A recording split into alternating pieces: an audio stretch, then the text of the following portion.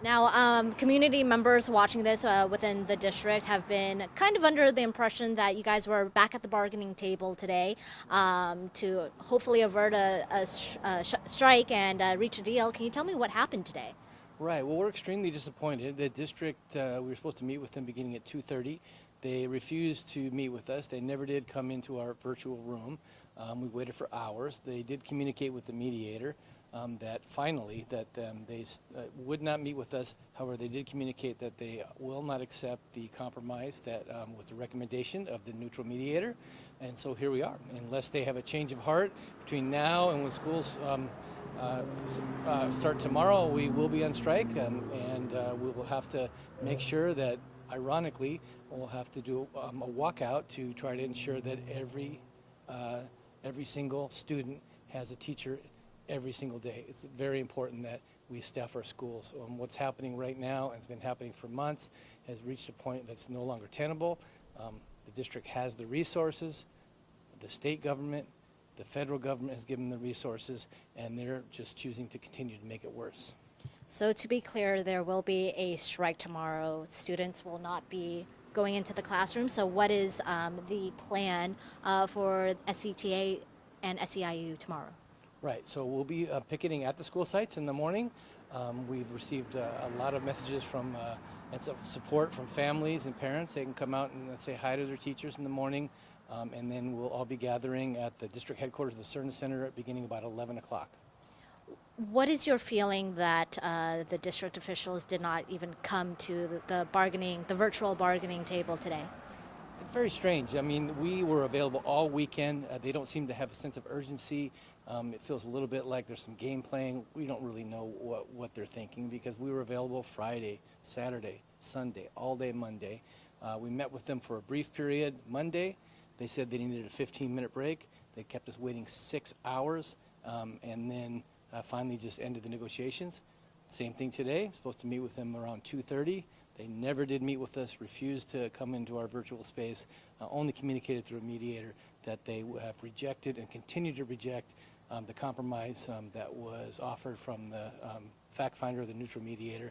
And so it's essentially they're choosing to have us walk off instead of working with us to make sure that every child has a teacher. Now, I know that the district had published their proposals on the table, which SCTA had rejected. That included fully paid health benefits, a slight bonus, things of that nature. Can you tell me, why is that proposal been rejected? Well, first of all, they've proposed to reduce benefits. Their proposal is to take away benefits and to have many of our members pay up to $12,000 a year out of their pocket for the benefits. So that's the proposal. And they're doing this in the midst of a huge teacher shortage. They're doing this in the midst of a school year where every day 10,000 students show up and don't have a teacher. We have 250 vacancies. It's only going to get worse. We have already more than 100 resignations for next year, and the district continues to demand huge cuts now in wages and benefits. I don't know how and why they can say that they are offering to improve benefits when their proposals from the whole year up till today still insist on huge cuts for many of our teachers, targeting those with families, by the way, which again, the important thing about all that is it hurts the students because we already have a shortage. Teachers are leaving in droves, and it's only going to get worse. Correct me if I'm wrong, but the strike in 2019, I believe, lasted a day. Is that correct? Yes, it was a one-day strike. It was a planned one-day strike. Planned one day. Do you know, based on how this has played out in this last week, is this going to be a long stretch strike, you believe? Well, that's in the district's hands. We have a very well thought out recommendation that's a compromise already from a third-party neutral that the district wanted. They got what they wanted, and now they're rejecting it. All they have to do is accept, like we had, the compromise, and there won't be any strike. They could do that now before tomorrow. They evidently have decided that they do not want to accept that compromise and want to continue to demand huge cuts in teacher take-home pay, which, again, ultimately, very important to keep restating that hurts the students. We have 250 vacancies. Teachers are leaving in droves, and we just can't stand for that anymore, knowing that our students show up, or thousands of them show up every day and don't have a teacher in the classroom. Now, Superintendent Aguilar and district officials also released some new statements today saying that Sac City teachers have the highest compensation package in the region and that there is a statewide staffing crisis all over the state, but this within the region, only Sac City is striking. What is your response to that? I find it strange that now they're saying we're overpaid. If we're overpaid, why we have 250 vacancies? If we're overpaid, why do 10,000 students come to school every day and don't have a teacher? If we're overpaid, why are 600 students still on the waiting list to get into independent study?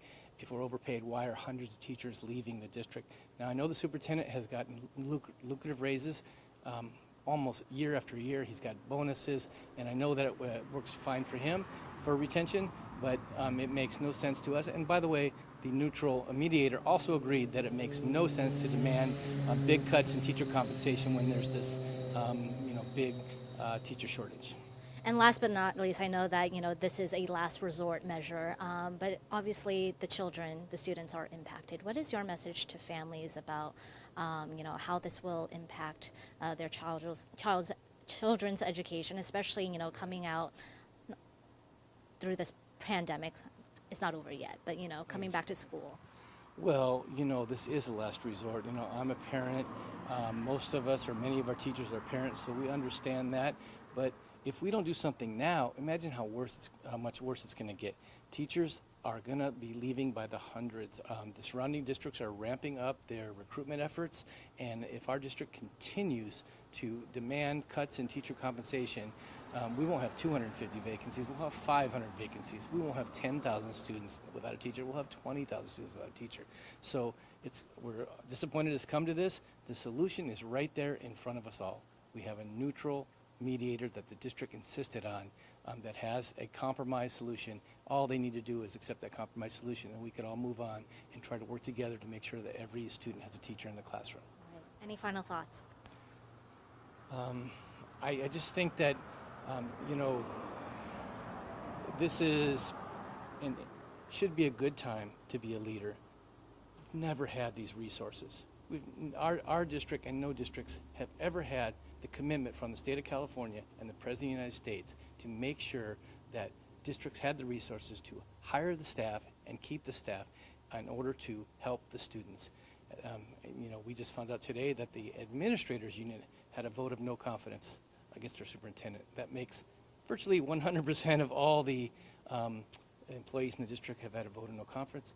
We don't know why the school board continues to essentially continue this war against educators while supporting the superintendent with lucrative increases and disregarding how the community, the teachers, and the students feel about the situation. I appreciate your time. Thank you. Thank you.